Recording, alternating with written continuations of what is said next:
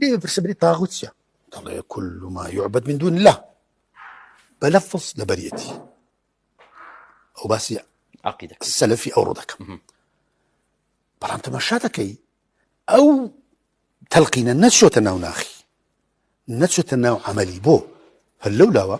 علمانيتشي طاغوت هيدي برستي مقابلة إذا كان ضلت أو سلفيانا بحسب باسي عقيدة ذا كان بلام علمانيتشي طاغوت دا برستن الله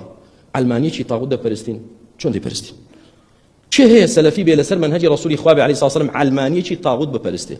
نازنم من نازنم بخوا بس أول شوي ده ضل هر سلفية بيني دبيني علمانيش طاغوت دا برستين من ضلهم خايف رجال تورد لبس دينت بخاتينا وجوانا كان يسر أو بهتاني كردت لهمو كزياتر علمانيتي سوق الرسوا كردوا سلفي كانن لهمو كزياتر علمانيتي سوق الرسوا كرد سلفيت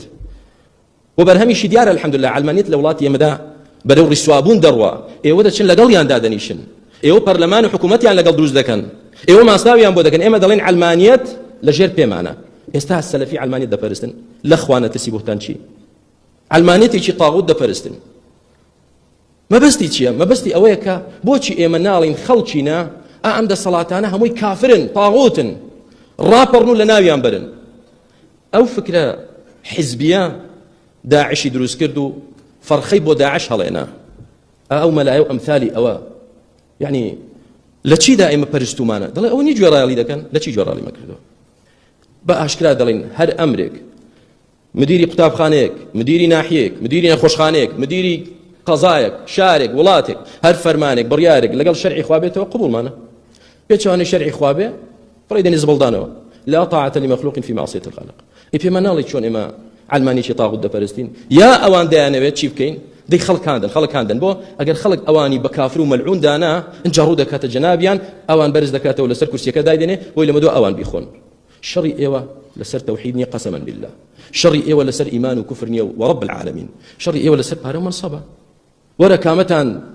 منصبي شي زياترتان بدني بلو بوستكتان بدني باري شي زياترتان بدني تواو كوتايد بهموش تقدين هي صراع كل شيء تنامنه من الملاني كرسيه يستادين طعنا لدعوي في غمري اخو عليه الصلاه والسلام والصحابه سلفي يعني شو كوتني اوان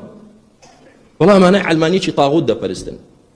كبرت كلمه تخرج من افواههم ان يقولون الا كذبا ويبرا كان امانا فرخي داعش هلدينن لي برستو داعش نام لقل داعش نيم او فكره بوغنته داعش دروز دكات كتو خلق دوا راهنا كاكمانا هم كافر وملعون خلق جنجي داما وكعلمية دلتشي ما دام كافر به كواتا من دي بهموش شوازك لهولي او دابم كا لناوي بدم شلون لناوي دبا او جا او شوازه اسلوبا جنانيه ايوش كديكن او ناكا جنجي شي خوين قرمه من دسمنا وداعش امشي ما دام كافر بود ليره دابنيشن دشمنا وداعش وتشكل دقر مده ما لناوي بدم جاء معنا بيان دوتريتشي الخوارج المخنثون قاعدة الخوارج يعني خوارج جنانية كان دانيش ولا ناولاد دا معاش راتبي ورد قريت لكوبنو دانيشتن باش داري دكات بيان بيني ماستاويان بو دكات لولا شو خلق هاندا دا امانه كافرن هكا جان لتو شاتر دزانين كفر وايمان شي بلا نامانه ملته كمان برو فتنه واجا وجير كاول كاري برين نامانه يوكو سوريا ليبكين